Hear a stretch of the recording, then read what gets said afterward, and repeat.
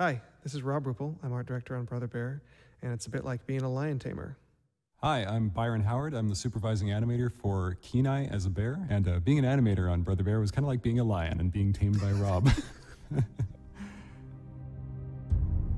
we first started looking at the characters, we really looked at the Inuits, the Eskimos. They had the most authentic look to the type of characters we were going after, as opposed to American Indians, which is a very different look. This is one of the early sketches of the two brothers. Really tried to keep a real Inuit feel to the characters when we were first starting out, knowing that as the process went along, you were going to lose more and more of that. We did look a lot of good photo reference, and they had all these crazy tattoos and face painting. This one really started to capture the flavor of what was going to become Kenai. Minimum face paint, the high forehead, the clothing's getting more simplified. And that's something we have to deal with in 2D animation, is simplifying the costume. This one's pretty much what Kenai started to look like in the design sketch. I'd say this is 90% of what he became. This is a turnaround of the Kenai human character, and we do these in animation so we can show our animation crew how to draw the character from every particular angle. The Kenai human character has a very similar shape to a standing bear, and that was a very intentional decision by the directors. All the animators in the film had these images up on their walls to make sure that we were drawing bears correctly. There's that very distinctive bear posture, shoulders in front, that big hump in the back. The hump is particular to the grizzly species. Other bears don't have that. Oh, he's cute. The mass in this, the dimension and the planes and the mass of the bear in this one was so nice. It has a real sculptural quality to it. That's one of the nice things about the bears, that they do have this beautiful blousy coat of fur, this huge mane that comes off their muscular neck. This is when Kenai was getting really close to his final form.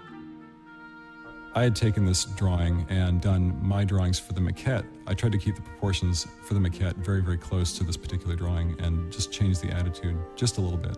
And we try to give the animators and the sculptors as much information as we possibly can when we're putting the characters down on the page, and just make sure they know what every angle of the character is going to look like. Coda? This is Coda when he's a little heavier, which is very cute. This is Coda when he's a little skinnier. They played around quite a bit with Coda's appearance, trying to determine how old he should actually appear, because he's supposed to be a little bit streetwise, and they figured if he was too young, then that really wouldn't make any sense, that he kind of knew his way around the forest. Yeah, you really start to see his attitude coming through, and he's going to be a fun character. He's going to be the one who helps Kenai. The moose. Yeah, once again, we started out with these very naturalistic drawings of how they're designed, how they're made, how big their noses are. This is an early development drawing of Took, I suppose, nice attitude. Rut and Took. This kind of gives you a feeling of what kind of characters they are and what they do all day, and maybe not the brightest. But charming. This is from an early animation test of Rut. Look at these expressions, too. Yeah. They're just great. Took's a little bit bigger. We try to make them look as different as possible while keeping them very believable as moose. Tug's a great character. He's just this huge bear who's twice the size, 3 times the size of any other bear. I love those tiny eyes, and I'm glad we kept that on him. Yeah. It just makes him seem so much more massive to have these tiny little beady eyes. Originally, Brother Bear involved a large bear very much like him called Grizz, and instead of Coda guiding Kenai through the woods, Grizz did. Mabel? Kind of an older bear. She picks up that dandelion, and the little fluffy things come off. Again, keeping that caricatured look. Even down to the little age spots on her. You gotta realize this drawing was done 3 years ago. She hardly evolved in that it stayed really true to the inspirational sketch.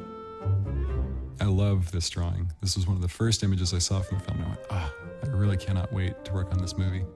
We're trying to figure out how the bears were going to ride on the mammoths and kind of use them as taxis. We came up with this great idea of using them as kind of this easy chair on 4 legs.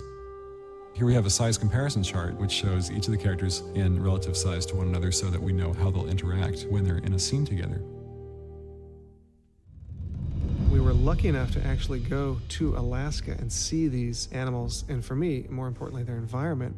When you sit there in front of these animals or in front of these landscapes and have to translate it into drawing, you understand more, you become much more intimate with how they're put together. These are some sketches of Dall sheep and moose and some of the flowers that grow up there. This is a photograph of just a stream in Wyoming that we kind of came across, and then we all sat down and sketched. This is one of the watercolors that I did, and just really quick, really simplified. This is Moran Falls in Yellowstone Park. So this is my quick little watercolor. an oil painting version of the same thing. It's very nice. Old Faithful. You can see the similarities, but also, you know, the differences. This is one of the big geyser pots in Yellowstone. It's like being on the moon. That's great. Yeah, isn't Great this? feeling of atmosphere. You know, look at these great tree shapes. An early drawing of showing the scope and scale that we were after in these landscapes. This is where a wide format film really pays off. Adds a measure of grandeur to the rest of the film. Another drawing of this glacier that's encroaching upon this landscape. You know, they come in, they flatten trees, and then they recede. This is another glacier drawing. They're crazy like that. It's like Mars. Yeah. Bizarre. The brothers hunting the caribou. This one captures the layers of atmosphere that we saw up in Alaska. This one's almost sci-fi. Yeah, it's a huge block of ice way in the distance. It's so far in the distance that you think it's a mountain. We want this landscape to be awe-inspiring. Great scale on that. Those are little boats, canoes. Yep, the little kayaks, the brothers kayaking. Yeah. This is a neat early drawing of what it's like when Kenai and Coda are underneath the glacier and they're hiding from Denahi and they're looking up. The setting for the bear party when they finally get to the big salmon run.